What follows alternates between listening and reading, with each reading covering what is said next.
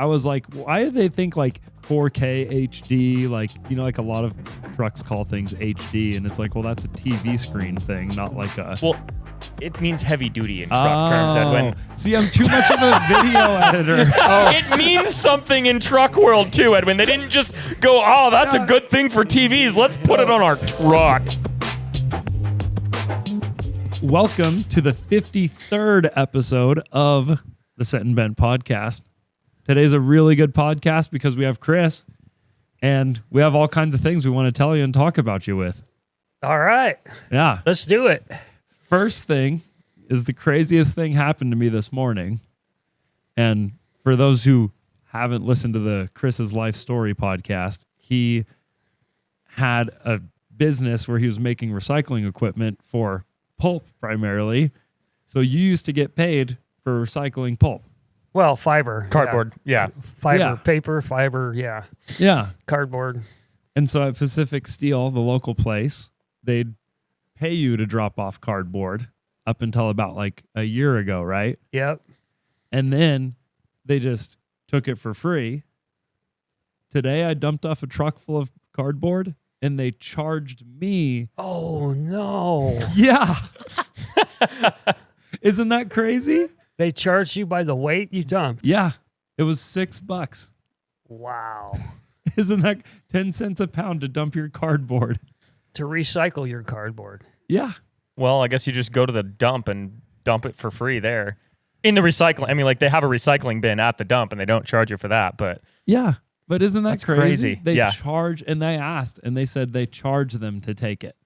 They Well- lose money. Well, back in 1997, it was worth $300 a ton.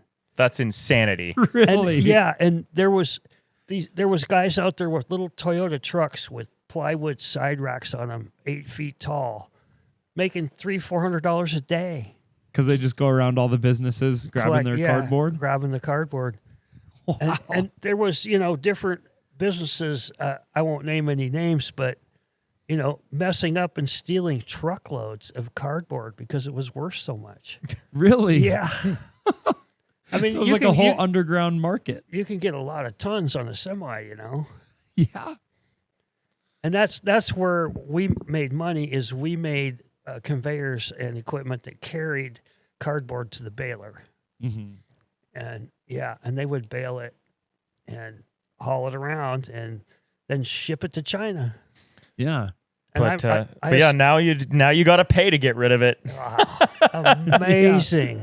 Yeah, but this is what's crazy is he told me why he thought the market changed, but your market changed because China just stopped buying it, right? Didn't you say it was because Russia dumped their whole, like Russia had a giant Yeah. stockpile and they dumped it all on the market at once? They had a huge stockpile of it, millions of tons of it, and dumped it on the market. How is that even worth like think of the storage facility for something like that. Like how does that work? I don't know. I don't know how they did it. Or why? Yeah.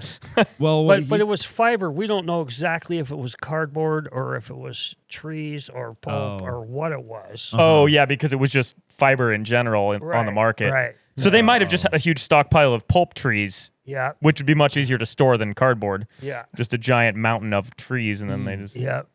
And that's Yeah. that changed the whole world market.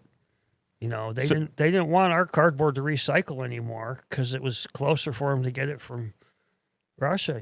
Yeah. And if it was, in fact, virgin fiber, then that would have been even better. Yeah. Yeah. So what's the guy at Pacific's theory as to what's going on now? So what he said was during the lockdown, they wanted to keep the factories going to keep people keeping their jobs. And he said that they made so much extra cardboard that it's less than worthless now. Like during the lockdown, they made so much extra that we still have just... You mean the shutdown? Yeah. But that doesn't make a whole lot of... I mean, I might be missing something, but just thinking about it, during then, people were ordering far more stuff online, which means more boxes were being used. Yeah, but they must have just made so much more. because in the factory he said they're just trying to keep people having jobs, and I assume he meant in China. Oh, okay. Yeah. So I think it was like everything was shut down and they were like, well, these people need to work or they're going to die. Gotcha. Let's just like rip cardboard. Huh. Yeah. Well, Interesting. That probably has something to do with the tariffs and stuff they had that came on here recently too. Yeah. Because I dropped off cardboard there. Well, yeah, because if we're tariffing, if we're in a trade war with China, they're not going to be buying our cardboard because we're going to be charging them an arm and a leg of everything for it. And so if they were buying most of our cardboard and we tariff the crap out of them, yeah, I think I guess it's a combination. Yeah, yeah, it's it's interesting. Yeah, because I was like, maybe 2 months ago, it was free to drop it off. So it's still somewhat valuable, but it changes quick. Yeah.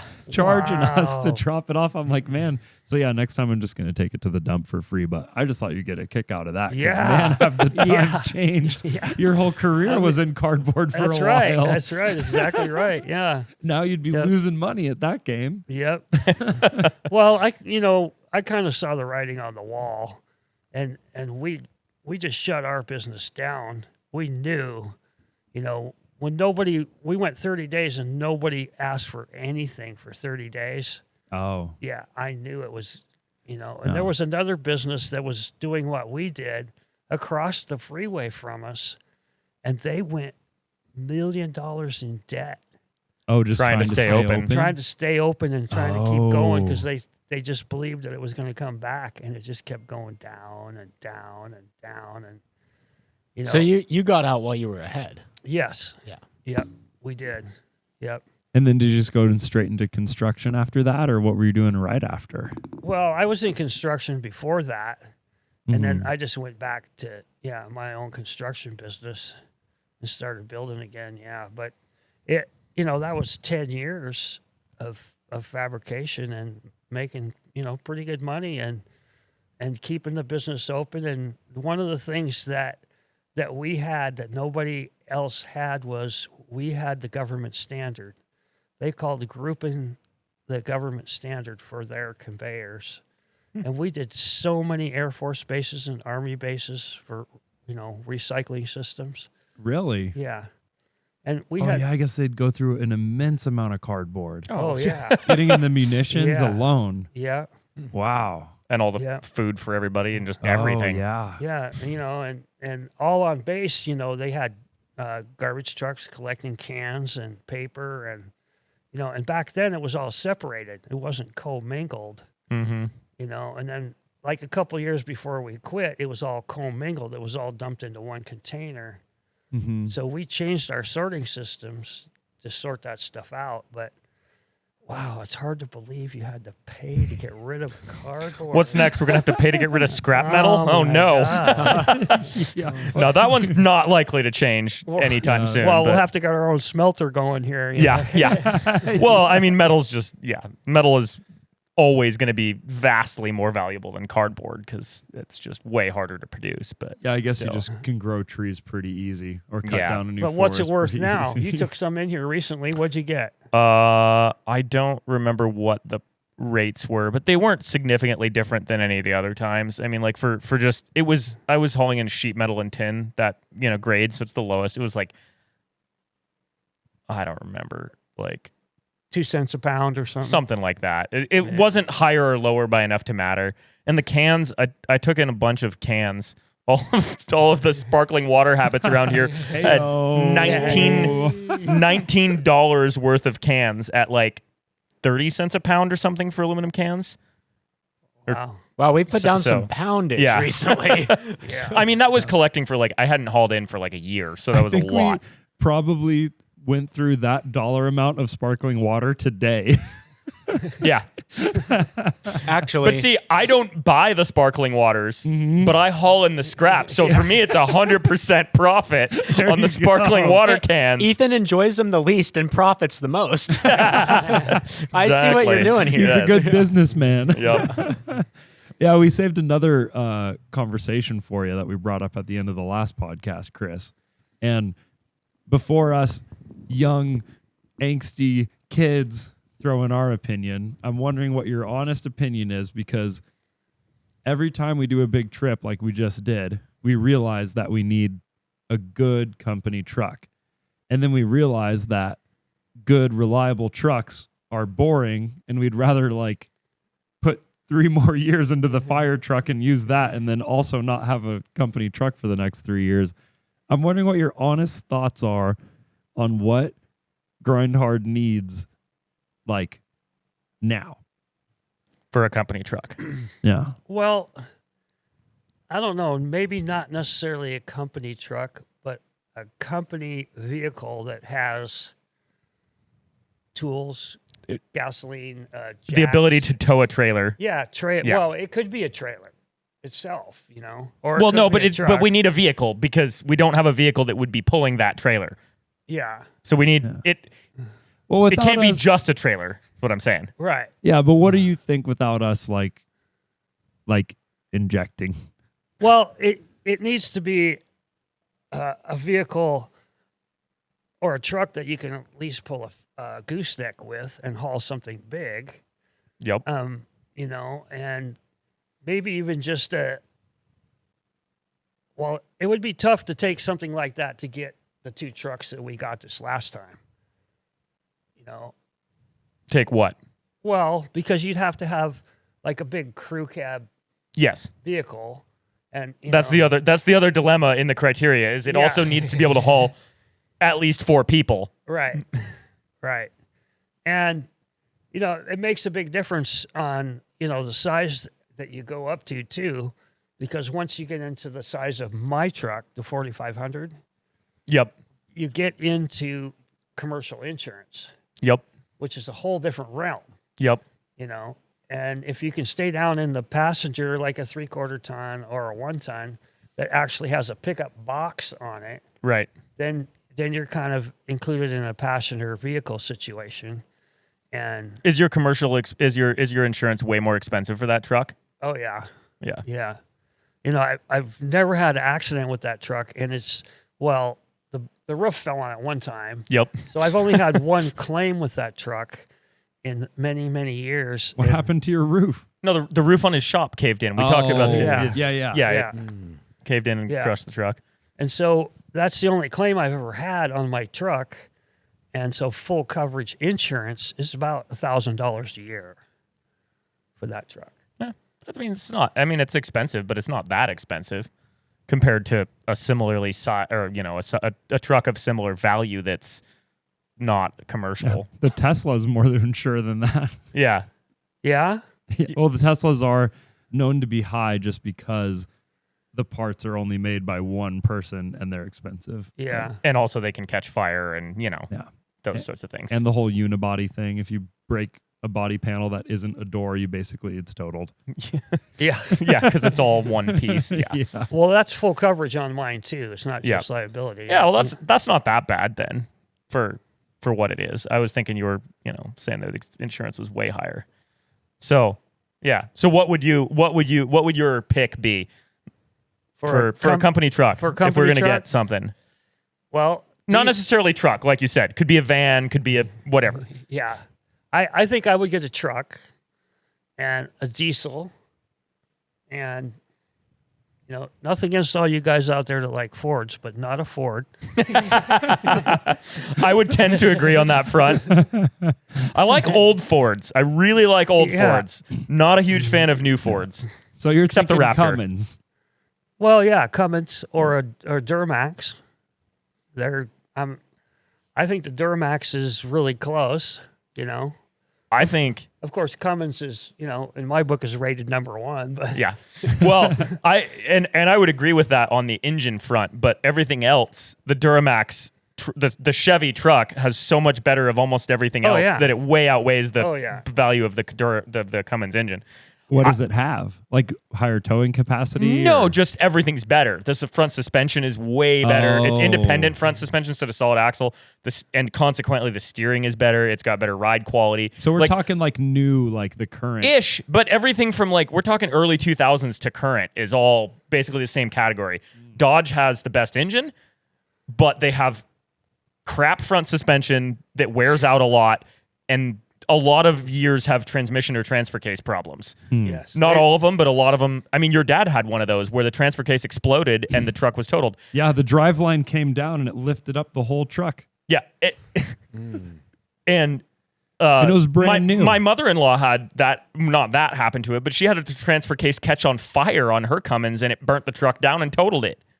Yikes. So that's my take is Cummins engines are amazing. Dodge trucks, less so. Yeah, but basically it's a super powerful engine, and it's hard to put a transmission, unless you're putting an Allison up Which to is it. what Chevy does. Right. Yeah. And I really like the Cummins engine, but there's a lot of things about my truck that have been a problem. The front end, that Magna Stir front end, it's a real pain. Every 60,000 miles, you got to rebuild the whole front end. Yeah. Jeez. And like avoiding doing that would definitely be in our best interest. Yeah. But Yeah. what do you think about like a Kodiak or a Sprinter van? A Kodiaks are really nice. I like That's- the Kodiaks. Because they're do. like cool enough to be like somewhat unique. For, They're much on more exciting camera. than a regular pickup truck. Yeah. Yeah. And For that's, sure. But the Are those Kodiaks are Chevys? all in that Commercial category. commercial realm. Yeah, but But the yeah. insurance expense wouldn't be that much more for it. I mean, not. no. And we're not, and it's still under your CDL limits and stuff like that. So Right. that's my vote has always been pretty much Kodiak. If we're not, if it's not a build thing. Obviously, current vote probably from Chris and I would be the MTV that we just got. Yeah. Build that into a company truck. there's a lot of road trips where I'd want to go the speed limit. Well, yeah, but you can get highway gears for them, and then you Oh. can I see. do the speed limit. Yeah. They don't. It's not that they don't have power. sounds It's just that they're scary. geared really slow.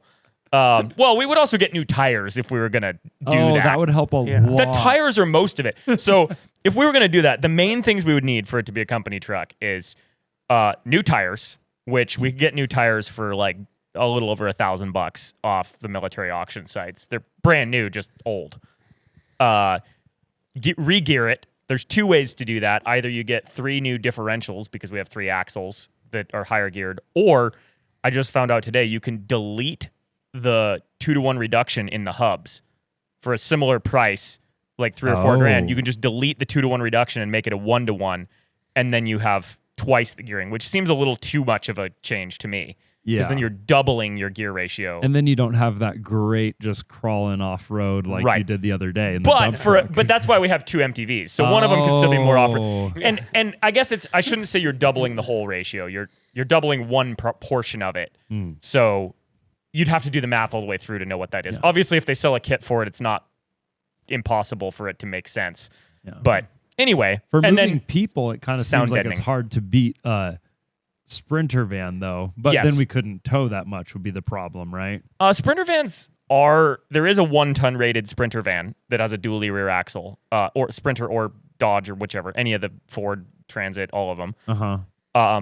They all make one that is 1-ton rated, but you can't do, like Chris was saying, you can't do a gooseneck trailer. It's only bumper tow.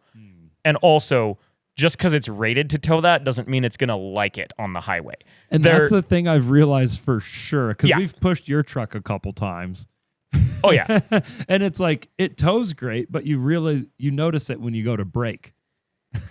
Yeah. Like at least in my truck, when I was like at the weight capacity, when I brought the little mini Temu dump truck home, I felt fine. And then I went to brake and I was like, that's what tow ratings are all about. It is. Although you can also offset that a lot by having your brake controller adjusted. Like if you just went with factory, whatever it was set at when you plugged it in and didn't adjust it, Yeah. then that would make a big difference. Because when you have a loaded trailer, you turn up the brake Yeah. booster or the brake control. Yeah, anyway. I was doing all that. Oh, okay. My I wasn't favorite sure, part but- of all of that, Edwin, was you're like, when I was at my limit with the little Temu dump truck.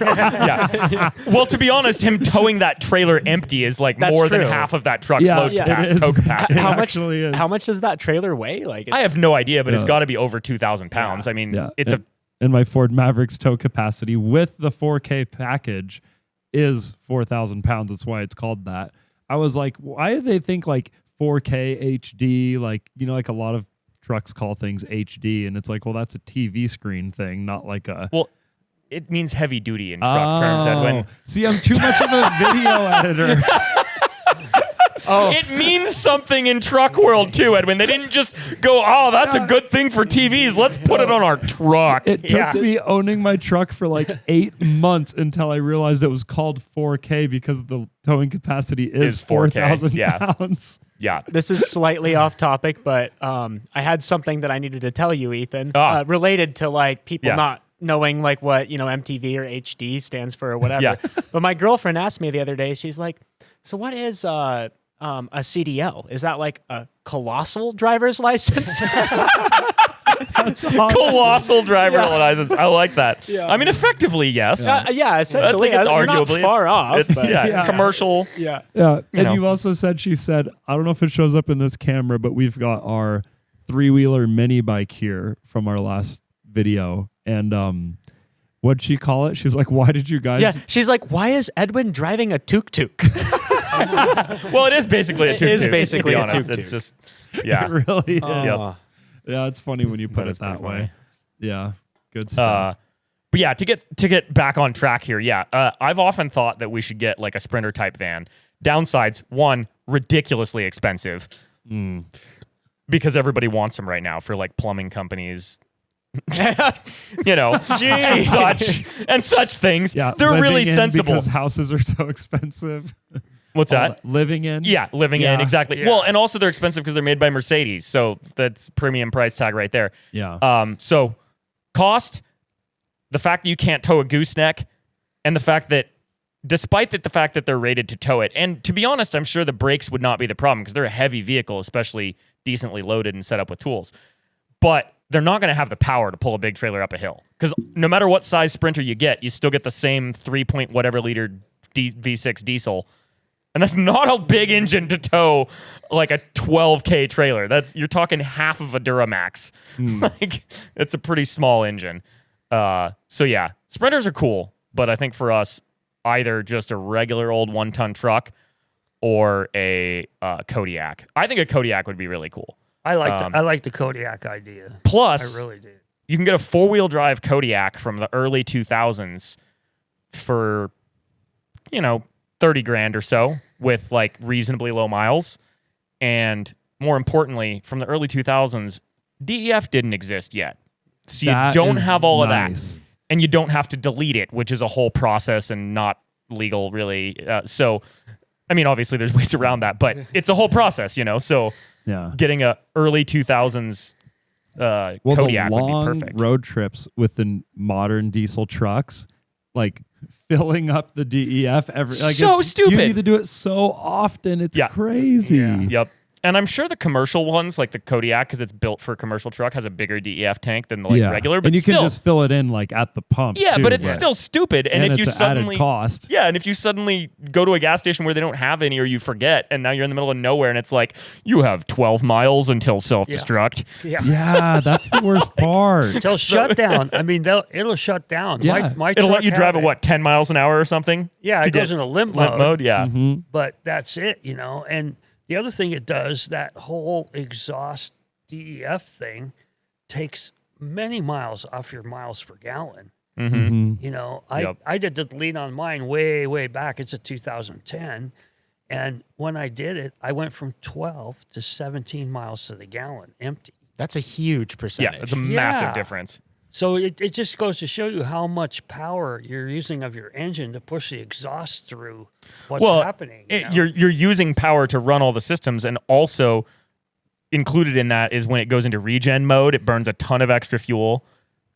Where it like burns out all the stuff out of the filters and whatever. Yeah, but mine didn't have regen. Oh, it didn't? No. Oh, okay. Well, the new ones do, so they're even worse. Yeah. but it goes into regen mode, so it burns a ton of fuel. And more importantly, it's also like doing stuff like EGR, where it's intentionally making the engine run worse for emissions reasons. And I mean, not that it doesn't work for the actual stated emission thing, but it kind of ruins the engine. Yeah, I remember when Aza was pulling apart his Sprinter van in the front, and we were just looking at the black. Oh yeah, or this engine behind us in the trike. Yeah, yeah. I don't know if I was there that day. Oh, it was like a 1/4 inch thick on the whole inside of the intake manifold, just black, like looks like carbon basically. It is pretty much just carbon. Like you break it up, and it's not like something smooth and you know, high in lubricity. It's just like, it's nasty. We could have like packed it sandpaper. into like bricks of coal and delivered it to the children who were bad this year. Which I guess is why they don't want it just blasting out in the environment constantly. Right, but yeah, it's, I don't know. That's a whole nother conversation. Yeah. But there's some math to be done there. Right, and I'm not the one to do that math, but but yeah, I think a Kodiak would be awesome. I've seen a few around for like 30 grand with reasonable It'd be cool miles. to like build in storage for camera gear and like have a generator just that lives there and you know, slide out welder or something. And that's like all the that. stuff I have in mind for the fire truck, but we all know that's going to take another 5 years because it took 5 years to just get the engine swapped into it. So, you know. Yeah. And even if we did, the interior would still be just metal. I mean, obviously we could do better sound deadening and everything else, but it's just like it's the fire truck is the cool toy hauler when we want to look cool, but we need just a normal reliable truck. We need to make the adult decision. Well, one that you can like just get parts for if something were to go wrong while you're on the road. Yep. Like that's why I wanted to bring my truck instead of the supercharged Raptor we're about to give away, because I'm like, I mean, it's probably fine. Yeah, but I mean, you can get all the parts for it except the supercharger itself. So I guess but they're both Fords. That is a good point. Yeah. We could have gone south either way. Well, we did go south by about 1,000 miles. You know what? I guess this is going to be a controversial opinion in this room, but I really like Fords. And I really like the dip before the mirror, so you can see out the window better. I like some Fords. I'm not a total Ford hater. I agree about the window dip thing. I think it looks stupid, but it is functionally quite nice. I think the Maverick is a great little commuter truck for what it is. It's a great truck. Like, I like your Maverick. I wouldn't choose it for myself because I know I need functionally a much bigger truck. Yeah, but I'm starting to think that too. Yes, exactly. I bought a forklift today and I have a Maverick that doesn't match. Yeah, exactly. So I think, and I love the new Broncos. They look amazing. Oh, yeah. Super good performance for what they are. Obviously, there's weak points, but there's weak points on any vehicle, and they're pretty easy to remedy. The Raptors have always been cool. I think they're a little overhyped and overdone usually, but I like that somebody built a good truck with really good suspension for off-road from the factory, because no one's done that before. And that's Ford. wide from the factory. It looks amazing. It looks, out the factory door. It looks out the dealership door. It looks good. It doesn't look like, oh, this thing needs tires and wheels immediately to look like not a, sad little truck. And then I love pretty much I think pretty much all the Fords before the 90s look pretty cool. Well, 80s. I don't really care about the 80s ones, but like 70s and older, well, basically all cars looked cool then, but I specifically really like 70s Ford trucks and stuff. And like the Focus RS, I know they don't make it anymore, but that's a very cool car. Yes, Focus RS is a really cool car. So, but the Ford F-150 non-Raptor is the epitome of sadness. I'm sorry to anyone that owns it, but as a truck from like the 90s until now, it's just sad. And that's partly because... But it's the number one selling truck. And that's honestly why it's sad. Because there's so many of them, it's completely uninteresting. And I'm sorry if you love your truck. It is a good truck. I'm not saying it's not. It's just boring and sad. There's some Ford boys right now hitting pause on this podcast and going... Well, at least I'm there to defend them, because I think the window dip, because I guess before I actually drove one, I was like, I thought from the outside it was ugly. Right. But then the first time I drove a Ford, I was like, I feel like I just see the whole world, especially because I drove the Ram 1500. I don't know what generation of body it was. Oh, whatever, it was 08 or whatever. Whatever generation that was, didn't have the best, it had some blind spots for sure. Yep. And that open window, the first time I drove one, I was like, oh man, I like that. To be fair, yeah. And in Ford's defense here, your old Ram was the worst vehicle I have ever driven.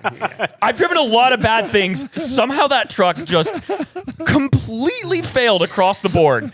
And it wasn't even anything broken. It was just an absolutely miserable truck out of the factory. Shook. It didn't matter if you're balanced, rotated tires. I just did the suspension and brakes. Yeah, and you would wiggle the steering wheel like half an inch, and the whole truck felt like it was gonna flip. Like it would just.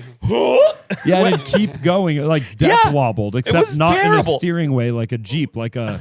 Well, it didn't even have solid axle in the front, so it couldn't be Jeep. It just the don't even understand how it was that bad. When I met you, Edwin, you had that truck, and I always just assumed you were a really weird driver. But it's just the truck. Well, no, Edwin's also a weird driver. Okay. Especially when driving a manual. But, he's gotten better over the years. That explains a lot, though. Yeah. Yeah, that truck was... So, it's way worse than a Ford F-150. Like I said, Ford F-150s are a great, reliable truck for the most part.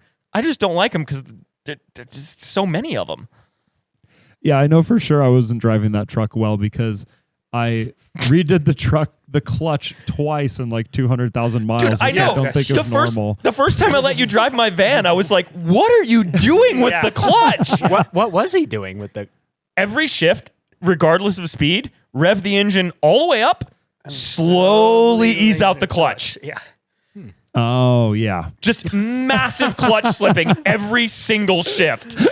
I just like made the experience of being in the cab as smooth as possible, and that's not like the way you're supposed to do it. Well, also you can still make it really smooth without. Anyway, we're not. Yeah, I was just answering Steven's question. And I think too, even with that truck, I was over the towing capacity a few times, and you can imagine driving while slipping the clutch.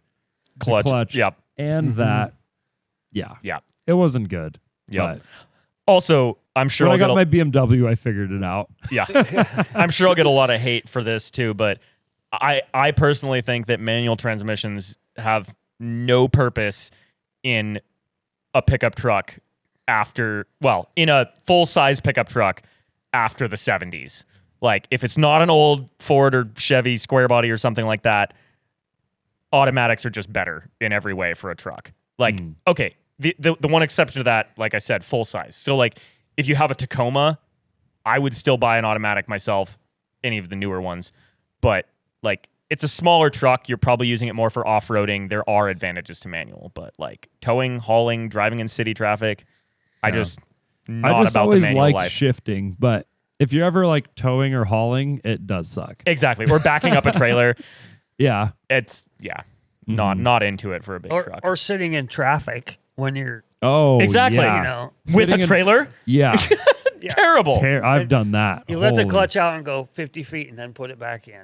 Yeah. Yep. And if you're in like a fun sports car, cool. Right. That's the experience. That's what you're there for. Right. But at least for me, when I'm in a big truck, I'm just there to get places and haul things and be comfortable, which is why we should probably get. Also, Kodiaks have massive cabs. Like they make a crew cab like look small. Yeah, that'd be nice. Yeah. Because we're always running with a lot of guys and a lot of gear. Yeah. I mean, on the way back from our last trip, the back seat of your truck was piled from floor to ceiling with stuff. Oh, yeah. Yeah, I was trying to understand how we fit everything on the way down at some point, because we didn't add that much stuff. Didn't. Like, we added some of Gavin's gear and bought a few things, but like somehow. All of that was offset by stuff that was being carried in the other trucks anyway. Yeah, well, and then those trucks kept getting more stuff too. It's like things were just appearing and like creating these Jenga piles. I think the bins that we started with that were full ended up the trip almost empty, and all the stuff was just everywhere. Because we were using it constantly. Yep. Yeah. Stacked in the back seat. And that's what would be nice about a bunch of storage compartments in the back. Then it's like, okay, we have this that has all the GoPro stuff. Yep. And then throughout the road trip, it's like, that's where we just keep the GoPro stuff. Mm-hmm. Like, and that would be so nice. It'd save us time too. Yeah. Oh, yeah. Yep. And headaches. And it would keep our gear in better condition than like the drone, the gimbal never recovered from being set in the back of my truck. It's just done. Oh, nice. But I was trying to return it anyways because it was already messed up. It was already messed up from the Humvee trip. So we've been using it mostly broken, but just good enough to work for like a year and a half or whatever. Yeah. But the insurance policy is just about to run up, so I already scooped it in. Nice. Yeah. But yeah, we should. The thing is, what we need is multiple company trucks. We need the practical one for when Yeah. the goal is getting there. Like, say, the off-road games or SEMA or any sort of event where the point is we get there on time, And then we do the haul all of our thing. stuff, and then we do the fun stuff. And then we can turn the MTV into the fun company truck when we want to do an adventure, like drive it to Alaska or go, I don't know, do something silly where we're hauling and need a fun vehicle. Yeah. Or for parades and Yeah, well, I mean, yeah, obviously that kind of stuff. But I mean, like, still use it for functional reasons, just only when the plan is let's have an adventure getting there, not let's get there and then have an adventure. Yeah. But yeah, I'm 100% on board for the company truck lifestyle. Yeah. I think we need to do it before we do our next big thing. I so. mean, don't tempt me with another excuse to browse marketplace. Yeah. I'm surprised you haven't found one during this podcast. Well, I'm not looking at. I would have. Like, you know how many times my hand has itched to pull out my phone and go Kodiak? Yeah. you could probably It's do just it in your sleep. Actually, you probably like wake up in the morning, eyes still closed, and like marketplace. Pretty much. Yeah. Well, Yeah. he's making breakfast in the morning on Marketplace. Oh, for sure. You know, Yeah. Yeah. While I'm making coffee. Yeah. Yeah. 100%. I'm like between Marketplace, Cars and Bids, and Alibaba. It's the same addiction, just different platforms. Yeah, it is. Yep. well, Yep. I think you should get a generation of Kodiak that has no DEF Yep. and that has the big giant crew cab, mega cab on it. Yep. And then like a gooseneck capability. Yeah. That Well, you- I mean, that would be easy to add to any version of that if Right. it didn't come with it. Right. Because they don't even have beds, right? There are models that have a pickup bed, but they're not as common as the flatbed ones. Right. Yeah, I've only seen the flatbeds. The flatbeds would be, would be more useful because you can have all the storage Yeah. boxes and stuff. But then if you put the gooseneck, then you couldn't do too much storage bins because then you couldn't. No, they're underneath it.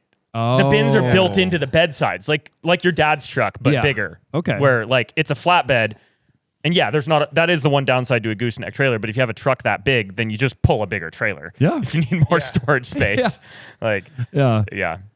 Well, Chris, now that you've been on a real grind hard road trip, what do you think about working with us? Oh, I love it. Yeah? I love it. Yeah. Even after all the crap you went through? Well, Rolling the it's- excavators and camping in the rain? No, that wasn't a lot of crap. I mean, that just something that happened. It's just part of the experience. yeah, exactly. No, I really liked this last trip. Was a lot of fun for me, and there was a lot of super interesting things, and I'm sure Ethan will agree with me. We learned so much about those things in the first 3 days. Oh yeah. You I know. mean, we went from never having touched an MTV to like basically knowing almost every single component on Yeah. both trucks Right. in like 4 days. Yeah, and Yeah. there was so many things that it was really cool to be with Ethan and be able to bounce things off of each other. Like, what do you think about this? Or why is this alternator doing this? And why is this battery acting like this? Why doesn't why is the voltage down or whatever? And That was really nice because that's the first road trip that we've ever done that was like a challenge road trip where I've had someone that I could really talk about those problems with. Yeah. Well, excluding the second half of the Humvee trip because I had Clinton. Yeah. But anyway, yeah, most of the time it's kind of just me figuring out the problems. And even when we had Will, I was like, I could talk to Will about it, but I was just talking to him to have somebody that like kind of understood. He wasn't really going to help me solve the problem, but he'd listen and be like, oh, okay. Yeah, that's the problem with me and Edwin is we can just be like emotional support puppies. Like, wow, Ethan, that does seem like a complicated problem. Like, Like when we broke down, I literally drove out and got tacos. and got lost. Which is important. Well, yeah. But yeah, I mean, we no, do it's need like- somebody to get us tacos. Yeah, That's very important. That's what I told Gavin when we were on the way there. I'm like, I know where I stand in things, and I know that I'm not going to be able to contribute to the why isn't the starter getting electricity problem. yeah. I was like, I can go get tacos, warm tacos in the cold, And Yep. that's about how I can contribute to the situation outside of filming, of course. But, Yep. you know, And part of that was all learning and understanding what happens with the MTV, because they were 24 volt, but there was a lot of systems that were 12 volt. Yep. And That was weird. when the 12 volt system had low voltage, it would just shut off the 24 volt. Yeah. You know? It acted like the whole system had no voltage, even though it was reading around 24 volts. Right. One battery was just way low, and it was, yeah. Yep. Yep. And we're still having issues with that on the dump truck because of its alternator is kind of funky, but it actually behaved really well up the property the other day. Despite turning it off and on again a bunch of times, the alternator seemed to have like gotten over its tantrums. It was still. Well, it was bouncing around a little bit, but yeah. it came on Yeah. every time instead of like not working half the time. Anyway, but yeah, that was a really fun trip. yeah, I really liked it. I'm looking forward to more, and yeah, I really like being here and working with you guys. It's great. Perfect. We love it too, Chris. It's It's awesome absolutely having Chris, great. you. you're one of the coolest people I've met, Chris. When I woke up in the morning, it was cold, it's snowy, and I just look up and you're just sleeping in the truck with it idling. Yeah, I was like, Yeah, I don't know right side anyone up. else who would do that. And the funny thing is that second time when it was snowing, we had an air mattress for Chris and space in my tent. Yeah. And I was like, Chris, don't you want to sleep in the tent? He's like, no, Yeah. He was I'm all set up in here. yeah. He was inseparable from that truck. Even when we first pulled out after we like had our, fuel tank issue and Yep. stuff. And I was filming Chris and we just started the trip pretty much. And I was like, what do you think, Chris? And he's like, about the truck? And I'm like, yeah, about the truck. And he's like, well, I love this truck and this truck loves me. I can tell. And he's like, and I think it wants me to drive it all the way home. The first thing he said. Yup. Well, when we got there, you and I walked around both of them and Yep. looked at both of them, and you said, "Which one do you want to drive?" Yep. And I picked the right one. Yeah, You picked the one with way less problems. It had one big problem early on, and then it was just good to go. Yeah. That aside from fixing the heater, but that didn't, stop it. That was just cold. No. Is that truck currently at your house, Chris? Yeah. Yeah. I thought so. Yeah. Yeah, you really can't separate from it, can you? No. Yeah, Well, I haven't I mean- seen it since we got home. There's more space at his house than mine right now, so yeah. Yeah. Yeah. We got to turn that thing into something really cool. Because the dump truck one just has to stay a dump truck. It's so dang useful. Yeah. Like, we can upgrade it here and there, but it's just a good dump truck. But the other one, we got to do something really cool with that. I think we should make an adventure vehicle out of it. Yep.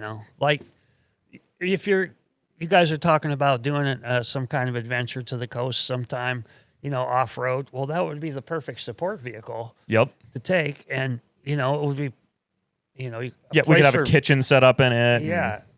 And some places to sleep in there. I'll need a nice warm place to sleep. So Well, that's In the kind cab, of- you've already got yeah. that. Well, and that's why I was thinking like I don't know. I guess we could get like a camper too, but like having something like hard shelled to sleep in with some of our colder adventures Yeah. would be really nice. and Yes. you could do more colder adventures if you yeah, had that. Yeah, because totally. right now when it snows, we're basically in the garage building stuff, and we're not like amping to go like Yeah. Amping to go camping. yeah, like because we like do fun things in the snow, like snow bike and stuff, but like we're not That's a day doing trip. yeah. videos about that and stuff, So Yeah, it's like, well, of course, there should be a place on the back of it for a couple of snow bikes. Well, obviously. yeah, yeah. I can't wait this winter. One of the times I go snow biking, I'm just gonna have all the guys come to the house here, and we'll just load like 10 snow bikes in the dump truck and drive to the trailhead So and awesome. just mess with people. People will just be like, we'll have a ramp like 30 feet long to get up into that bed. yeah. That'll look cool, though, and you It'd could be fit a lot of them hilarious. in Yeah. there. Yeah. I think we need a full dedicated podcast just to the MTV trip. Well, oh, totally. Yes, Yeah. Yes. So Yep. All right. Yep. And that whole adventure and what happened. Yeah. And Exactly. the Well, time. maybe I'll go home, edit that video, and then the Yep. next podcast we'll talk about it. Yep. Perfect. All right. Yeah. So you guys have Sounds like a something to plan. really look forward to for Sent and Bent number, would it be 54? Apparently. Wow. All right. Well, thanks for watching, guys. We're available wherever you listen to podcasts. Sent and Bent. Check out the new channel, Bonus Bolts. And we'll see you next week. And don't pay for your cardboard to be taken from you. Yeah. Say no. Stand up to it. Yeah, I mean, at that point, it becomes really appealing to just burn it in the wood stove for BTUs. Yeah. You've got to Exactly. pay to get rid of it. Yeah. Exactly. No, Or burn it. next time I'll just bring it here and we'll keep the garage warm with it. What did you say, Steven? Or burn it with one of those systems like you were talking about. Oh, yeah. The last Exactly. podcast. Yeah. There We'll you just go. build a cardboard fired gasifier. I don't think it would work very well for a gasifier. We'd have to do like a Stirling engine or one of the other ones. Yeah. A cardboard fueled power generator. Well, we'll make it happen. Thanks for watching.